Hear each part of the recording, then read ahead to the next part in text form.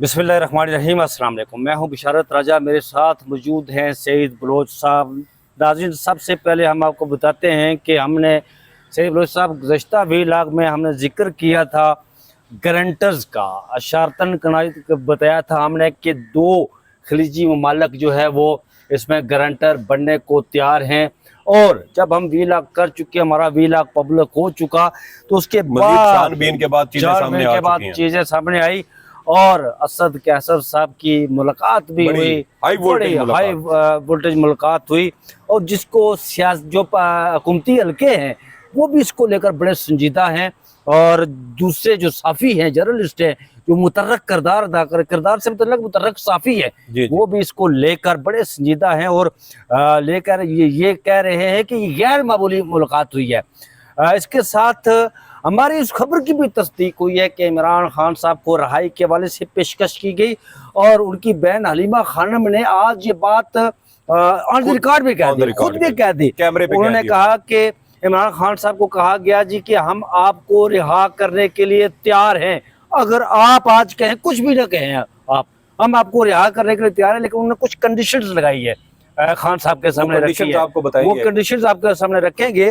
और फिर यहाँ पर कुछ ऐसे चेहरे भी हैं, कुछ लोग भी हैं जो इन मामलात को सुबुताज करने के हवाले से अपना किरदार अदा कर रहे हैं, और वो सुबुताज वो करना चाहते हैं जो इसके बेनिफिशरी है। जैसे मलिक अहमद खान साहब हो गए, उन्होंने जनाब, उन्हें पता है कि यार ये मुज़ाकरात कामयाब हो गए, नून लीग तो वैसे ही तत्ते तवे पे बैठी बैठी, उन्होंने कहा कि ये मुज़ाकरात कामयाब हो गए तो हमारे पल्ले तो कुछ नहीं बचना। उन्होंने एक रेफरेंस दायर कर दिया जी यहाँ पर इलेक्शन कमीशन पाकिस्तान में, उसके ऊपर भी कि वो देखे कितना वो है। इस पर पहले बात कर ले यार। बहुत शुक्रिया बिशारत राजा साहब। देखें, बात ये है कि आपको पता है गली मोहल्लों में ना बाज़ औक़ात, अब तो वैसे यहाँ शहर में इस्लामाबाद में, पिंडी में तो शायद इतने वो लोग नहीं आते, लेकिन पहले देहातों में, ये छोटे शहरों में साइकिल वाले, फेरी वाले आते थे जो कहते थे कि लोहे लैलन तो पतीसा थे, लोहे लैलन तो वो दूसरे प्याले, जी वो प्याले भी देते थे, वो पतीसा भी देते थे, वो मरुंडा भी देते थे। तो अगर ये पीपल्स पार्टी, मुस्लिम लीग नून और ये जो हुकूमत में बैठी सियासी जमातें, अगर इन सब को इकट्ठा करके आप लोहे ललन वालों को भी देगी ना, तो आपको शायद वो 6 प्याले भी नहीं देंगे। इनकी ये सियासी औकात और ये हैसियत है, ये इनकी टोटल इस वक्त वर्थ हो चुकी है। तो डर खौफ यही है। आपको पता है पंजाब समेत पूरे पाकिस्तान में जुल्म, जबर और फस्तायत का बाजार गर्म क्यों है? उसकी सिर्फ एक बुनियादी वजह कि ये लोग अवाम से मुंतखब होकर नहीं आए। जिस सियासतदान का अवाम में आना जाना हो, उठना बैठना हो, खुशी गमी के अंदर आते जाते हों, इसके अलावा अवाम के अंदर उसकी जड़ें मौजूद हों, अवाम का मैंडेट लेकर वो आया हो, वो कभी किसी सूरत इस तरह के काम नहीं कर सकता। क्योंकि जब रियासत ताकत का इस्तेमाल करती है ना, तो उसमें फिर ये नहीं देखा जाता कि अच्छा ये शनाख्ती कार्ड PTI वाला है, या मुस्लिम लीग नून वाला है, या पीपल्स पार्टी वाला है। उस वक्त फिर अंधाधुंध रियासत की ताकत इस्तेमाल होती है, तो उसमें फिर आपकी अपनी जमात के लोग भी रगड़े जाते हैं, जिसकी वजह से आपका अपना वोट बैंक खराब होता है। तो आपको याद होगा दूसरी बात के इंतखाबात हुए थे ना, तो राना सनाउल्लाह साहब ने एक बयान दिया था। उन्होंने कहा था कि अवाम ने मुस्लिम लीग नून को वोट नहीं दिया, इसलिए अब हुकूमत से या मुस्लिम लीग नून से किसी किस्म के अवामी फलाह बहबूद के मंसूबों की उम्मीद भी ना रखें। ऐसी बात कोई ऐसा शख्स ही कर सकता है जो ज़हनी तौर पर या नज़रियाती तौर पर सियासतदान ना हो, या जो अवाम से बिल्कुल मायूस हो चुका हो, या जिसे अवाम ने धुतकार दिया हो, रिजेक्ट कर दिया हो, वो शख्स इस तरह की इंतहाई जमहूरियत मुखालिफ, मैं इसको जमहूरियत मुखालिफ इसलिए कहता हूँ कि जब आपको अवाम का एहतराम ही नहीं है, और आप ये कहें कि हर बार अवाम आपको मुंतखब करती रहे, तो ऐसा हो नहीं सकता। अवाम की राय का एहतराम, तो इसलिए पंजाब के अंदर भी जुल्म, जबर और ज्यादती है, इधर इस्लामाबाद में भी और पूरे मुल्क में है। अभी पंजाब के अंदर जो जुल्म ज्यादती, अब एक तो ये है कि सूबे के अंदर आम आवाम के साथ, अब उससे हट के आप जो कर रहे हैं असम्बली के अंदर, अब असम्बली के अंदर सबसे पहले इन्होंने रास्ता दिखाया था, यहाँ हमारे बाएं तरफ पार्लियामेंट हाउस की बिल्डिंग है, सुप्रीम कोर्ट के साथ इमारत के अगला अहाता पार्लियामेंट हाउस का है। और जब अदम एतमाद का मामला चल रहा था और सुप्रीम कोर्ट ऑफ पाकिस्तान में ये केस आया था, जब सुप्रीम कोर्ट बार एसोसिएशन के उस वक्त के जो सदर थे एहसन बून साहब, वो भागे भागे दरख्वास्त लेकर आ गए थे, तो उस वक्त हमने कहा था कि सुप्रीम कोर्ट को अदालतें आज तक पार्लियामेंट के दरवाजे के अंदर दाखिल नहीं हुई। आप पार्लियामेंट को, अदालत को, सुप्रीम कोर्ट को पार्लियामेंट के अंदर ना घुसाएं। वरना ये कल को आपको नुकसान देगा। बिल्कुल नहीं माने, नुकसान हुआ। बाद में जो कुछ इस वक्त सूरत हाल बन रही है उस वक्त तो फिर ये भी बन चुकी थी कि सुप्रीम कोर्ट ने तो यहाँ तक कह दिया था कि भाई आप लेके आए वो जो अदालती कार्रवाई का सारा, वो पार्लियामेंट की कार्रवाई का रिकॉर्ड है, वो सारा रिकॉर्ड लेकर आए। तो ये मराहिल आप रास्ता खुद दिखाते हैं। अब यही रास्ता दिखा रहे हैं वो पंजाब के अंदर, और वो भी इलेक्शन कमीशन ऑफ पाकिस्तान के जरिए। भाई आप आर्टिकल 63 के तहत आप रेफरेंस लाने की बात कर रहे हैं। आप आर्टिकल 63 को जरा पढ़ें, उसमें दो मेन चीजें हैं। पहले आर्टिकल 63 है, दूसरा आर्टिकल 63A है। अब आर्टिकल 63A क्या कहता है? आर्टिकल 63A को आप पढ़ें, ये वही 63A है जिसके बारे में सुप्रीम कोर्ट ऑफ पाकिस्तान ने वो सदारती रेफरेंस पर जो 2021 के आखिर में उस वक्त के सदर जनाब आरिफ अलवी साहब ने वो भेजा था, तो उसकी वो सारी चीजें थी। तो उसमें आप देखें कि डिफेक्शन आता है। डिफेक्शन की सूरत में आता है कि जब आप पार्लिमानी पार्टी की हिदायत को नजरअंदाज करते हैं तो आपके ऊपर डिफेक्शन लगेगा। फ्लोर क्रॉसिंग करते हैं, फ्लोर क्रॉसिंग हो या नहीं, या पार्टी की हिदायत हो, मरीज हो या कुछ हो, सजा मतलब कि हाँ वो उसमें आता है आर्टिकल 63 में। अब आर्टिकल 63 को पढ़े, ये 63A था। अब आर्टिकल 63 पढ़े तो उसके अंदर क्या है कि उसमें मुख्तलिफ जराइम का लिखा हुआ है, या मुख्तलिफ ऐसी गलतियों का आप उसको कह लें कि जिसके तहत कोई रुकन असम्बली को डी सीट किया जा सकता है, या उसको डी नोटिफाई किया जा सकता है, कि उसको किसी मुकदमे में सजा हुई हो तो वो डी नोटिफाई होगा। वो किसी सरकारी ओहदे पर बना, सरकारी मुलाजिम है और वो रुकन असम्बली मुंतखब हो गया तो उसको डी सीट किया जाएगा। इस तरह वो बीमार है या कोई ऐसी उसकी जहनी या जिस्मानी तौर पर वो इस हद तक वो लाचार या अपाहज हो चुका है कि वो असम्बली के जो अमूर हैं वो सर अंजाम ना दे सके, तो उस सूरत में भी उसके खिलाफ कार्रवाई करते हुए उसको डी सीट करवाया जा सकता है। तो ये इस तरह की मुख्तलिफ है। फिर वो पाकिस्तान का शहरी है नहीं है, और सिटीजनशिप उसके पास किस मुल्क की है, तो इस तरह की मुख्तलिफ शिकें उस आर्टिकल 63 के अंदर है। तो उसके अंदर तो ऐसा कोई है ही नहीं कि आप पार्लियामान के अंदर अगर कोई रुकन असम्बली एहतजाज करे, नारेबाजी करे, तो उसके खिलाफ आप इलेक्शन कमीशन ऑफ पाकिस्तान में रेफरेंस भेजेंगे और उस रेफरेंस की बुनियाद पर आप उसको डी सीट करवा सकते हैं। इंतहाई अहमकाना ये रेफरेंस है। और उससे अहमकाना बढ़ के जनाब मलिक अहमद खान साहब की ये बात, और यहाँ एक और चीज़ भी मैं अपने नाजरीन के सामने रख दूँ कि अभी 3 से 4 रोज़ पहले वज़ीर आज़म शहबाज शरीफ साहब की जानिब से कुछ सरकारी अफसरान को ग्रेड 22 में तरक्की दी गई थी। उसमें पाकिस्तान कस्टम्स के 2 अफसरान थे, जिनमें से एक मर्द थे और एक खातून थी, और वो खातून chief election commissioner Sikandar Sultan Raja की अहलिया रबाब सिकंदर। उसे तो अवार्ड भी दिया गया था, तमगा इम्तियाज भी दिया गया था। और ये कस्टम्स में दूसरी खातून अफसर थी जिनको ग्रेड 22 में तरक्की दी गई है। 2022 में हमारे इलेक्शन कमीशन ऑफ पाकिस्तान की बीट कवर करने वाले 2 सहाफ़ी दोस्त थे। उन्होंने ये सवाल किया था चीफ इलेक्शन कमिश्नर से कि आप इमरान खान के इतने सख्त खिलाफ क्यों हैं। तो उस पर उन्होंने कहा था कि इमरान खान ने गालिबन जुलाई 2022 में मेरी अहलिया के बारे में ये इल्ज़ाम लगाया था कि मेरी अहलिया को मुस्लिम लीग नून हुकूमत में तरक्कियाँ दी गई हैं। तो अब सिकंदर सुल्तान राजा साहब बताएं जरा, ये आपकी अहलिया को अभी कुछ दिन पहले ग्रेड 22 में किसने तरक्की दी? नॉन लीग ने दी है। इससे पहले ये किसी और महकमे में थी इनकी अहलिया, और उनको वहां से पाकिस्तान कस्टम्स का जो महकमा है उसके अंदर इनको ट्रांसफर किया गया था। तो ये चीजें ऑन द रिकॉर्ड हैं। और एक शख्स दरखास्त गुजार वो है जिसकी हुकूमत ने चंद रोज पहले एक ऐसे शख्स की बीवी को तरक्की दी, और वो उसके पास दरखास्त गुजार बनकर यहाँ इलेक्शन कमीशन ऑफ पाकिस्तान में गया है। तो ये चीज़ें देखें। और उसमें भी मज़े की बात क्या है, आज जो मीडिया टॉक वहाँ पर मलिक अहमद खान साहब ने की, उसमें वो ये कहते हैं कि हमने अभी रेफरेंस फाइल नहीं किया।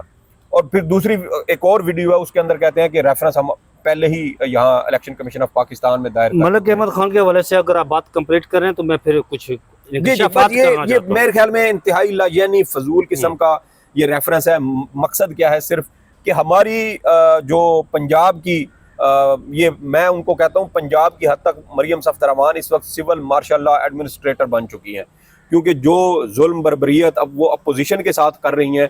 इससे पहले पाकिस्तान तहरीक इंसाफ को की 4 कमेटियों की चेयरमैनशिप थी पंजाब के अंदर। उन 4 कमेटियों की चेयरमैनशिप से मुस्लिम लीग नून के PTI के जो चेयरमैन थे उनको ओहदों से बरतरफ करवा दिया गया अदम एतमाद करके।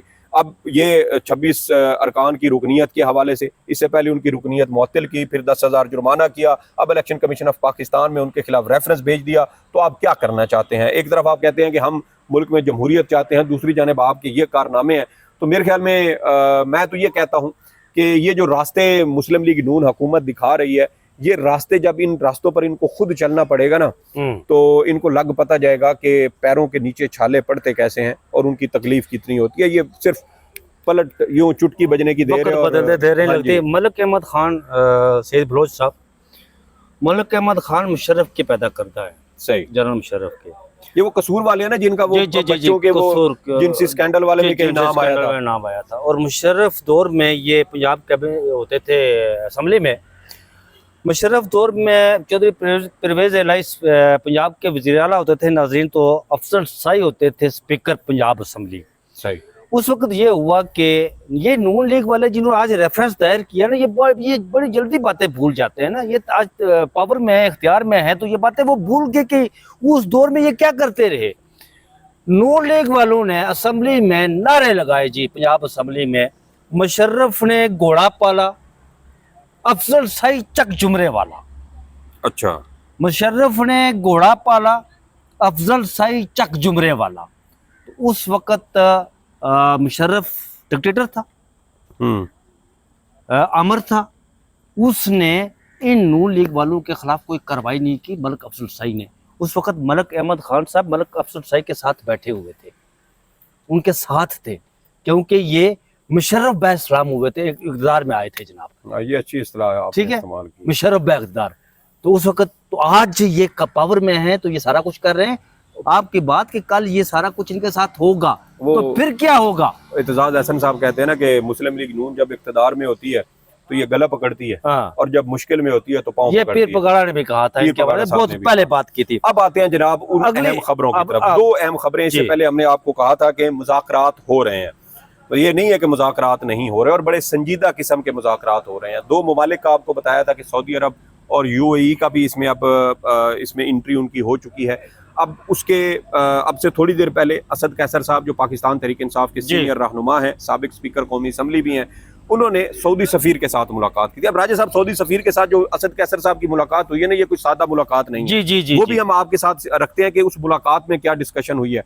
उस मुलाकात में राजा साहब, पहली बात तो यह है कि गुज़श्ता रोज सऊदी सफीर ने वजीर आजम शहबाज शरीफ साहब से मुलाकात की थी। अच्छा, इस मुलाकात को जो इस्लामाबाद के बाखबर साफी है ना, जी जी, हमने तो अपने पिछले वीलॉग में जिक्र कर दिया था ना कि ये इनसे पहले हमने जिक्र कर दिया था, वो इस मुलाकात को गैर मामूली अहमियत दे रहे हैं। देखिए, गैर मामूली इस वजह से है कि जहाँ पर सऊदी अरब की एंट्री होती है ना, मैंने इससे पहले भी शायद हमने कुछ व्लॉग्स में ये बात की हो, लेकिन अब फिर कर देते हैं कि पाकिस्तान में सिर्फ 3 ऐसे सफारत खाने हैं जो बराह रास्त पाकिस्तान की अंदरूनी सियासत पर असरअंदाज होते हैं। एक अमेरिका, 2 बरतानिया, तीसरा सऊदी अरब, और अब तुर्की भी खिलाड़ी बनकर आया, तुर्की भी बन के आ रहा। अब ये जो मुलाकात हुई है, बिल्कुल आपने ठीक कहा कि ये बहुत बड़ा ब्रेक थ्रू भी हो सकता है, ये बड़ी पेशरफ्त भी हो सकती है कि सऊदी सफीर से असद कैसर साहब का मिलना और गुज़श्ता रोज सऊदी सफीर का वज़ीर आज़म से मिलना, इसका मतलब ये है कि पैगाम रसानी हो रही है और तेजी से हो रही है। अब उसके ऊपर कितना अमल दरामद होता है, वो 100% उसके नताइज निकलते हैं, नहीं निकलते, क्योंकि नहीं, अमल दरामद के हवाले से जो बात आप कर रहे हैं ना, आप ये स्टोरी पढ़े ना, देखिए जो हलीमा खानम ने आज बात तस्दीक की है ना, वो इस बात पर मोहर तस्दीक शब्द करती है कि ये हो रहा है। देखिए, बिल्कुल ठीक है, मैं वही कह रहा हूँ कि अब देखें चीज आखिर में जाकर इस नुक्ते पर मरकूज होगी कि क्या इमरान खान साहब उन शराइत को मानने के लिए तैयार हैं जिनके बारे में हलीमा खान साहिबा ने कहा। अब वो क्या है, वो भी अभी राजा साहब आपको बताते हैं। मैं जरा सऊदी सफीर के साथ होने वाली मुलाकात के बारे में आपको बता देता हूँ। इस मुलाकात में असद कैसर साहब की जानिब से कहा गया कि पाकिस्तान सऊदी अरब के साथ अपने देरीना बरादराना ताल्लुकात को कदर की निगाह से देखता है। आपको पता है कि इस तरह की खबरें अमूमन अंदर की असल खबर सामने नहीं आती, सिर्फ हल्की फुल्की खबर दी जाती है ताकि मीडिया का पेट भरा जा सके। दोनों बरादर ममालिक मजहब, अखुवत और तारीख के लाजवाल रिश्तों में बंधे हुए हैं और हुजाज कराम के लिए सऊदी अरब की जानिब से किए गए बेहतरीन इंतजामात पर भी खराज तहसीन पेश किया गया।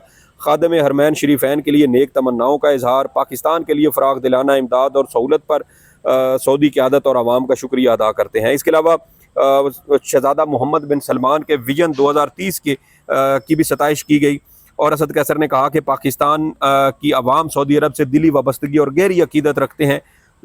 सऊदी सफ़ीर की जानिब से इस मौका पर कहा गया कि सऊदी अरब पाकिस्तान के साथ अपने दोस्ताना ताल्लुकात को इंतहाई अहमियत देता है। सऊदी अरब पाकिस्तान में मुआशी और तिजारती शोबों में ताउन को मज़ीद बढ़ाना चाहता है। पाकिस्तानी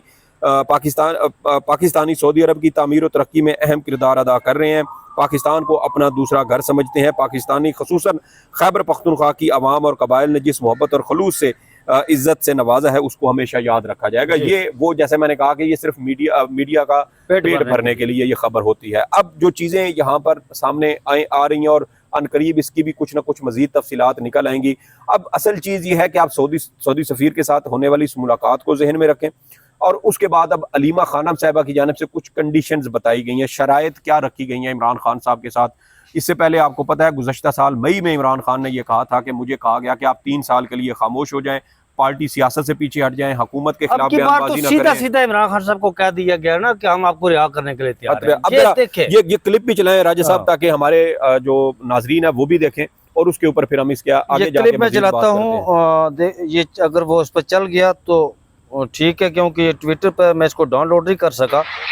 इमरान खान को कहते हैं अपनी जात की बात करो, अपनी रिहाई की बात करो, आप चुप रहना, बोलोगे नहीं हम आपको रिहा कर देंगे, सियासत जैसे चल रही है इसमें मुदाखलत नहीं करोगे हम आपको रिहा कर देंगे, आप 9 मई को कबूल करो, उसके लिए माफी मांगो, हम आपको रिहा कर देंगे। फिर वो कहते हैं कि आप 9 मई में सीसीटीवी फुटेज की बात ना करो। सीसीटीवी फुटेज, वो कहते हैं इमरान खान ने पहले दिन से आपको याद होगा कहा था कि आप यह सबूत लाएं, आप सबूत लाएं, जो सबूत पहले आप दिखाएं वो सीसीटीवी फुटेज में, क्योंकि इन बिल्डिंगों के ऊपर सबके ऊपर बहुत कैमरे लगे होते हैं। ये कहते हैं कि नहीं सीसीटीवी फुटेज गायब कर दी है और कहते हैं हम जिस चीज़ को सजा देंगे ना, आप इमरान खान को कहते हैं थोड़ी सी सजाएं कबूल कर लो। थोड़ी सी सजाएं कबूल का क्या मतलब है? एतराफ़ कर लो बगैर सीसीटीवी फुटेज के। अब जब इमरान खान कहता है कि मैं जात की नहीं बात करनी, मैं रूल ऑफ लॉ की बात करनी है, मैंने जमहूरियत की बात करनी है, वो कहते हैं कि जो हुकूमत चल रही चलने तो इसका मतलब जमहूरियत जाती है तो जाने दो, वो यही कहते हैं।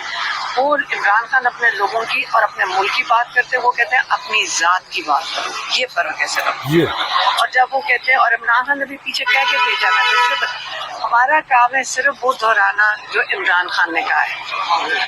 अच्छा, सैयद बलोच साहब ये बात की है उन्होंने इमरान खान साहब को, जो ये है खबर के 9 मई के हवाले से भी कि इमरान खान साहब को कहा गया कि 9 मई को हम आपको रिहा कर देंगे, 9 मई को भी आप जो है ना वो रिग्रेट करें जो कुछ उनका है। लेकिन खान साहब ने कहा कि मैं नहीं करूँगा, पीछे हट गए, ये ताकतवर हल्के भी पीछे हट गए 9 मई के हवाले से, ठीक है।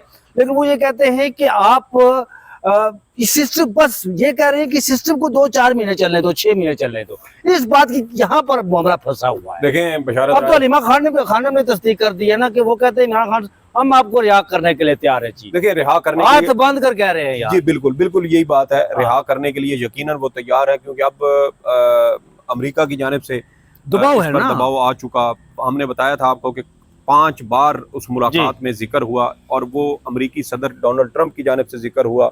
और इस जिक्र में आप देखें कि 1 घंटे की मुलाकात थी, 2 घंटे तक वो वसी हो गई।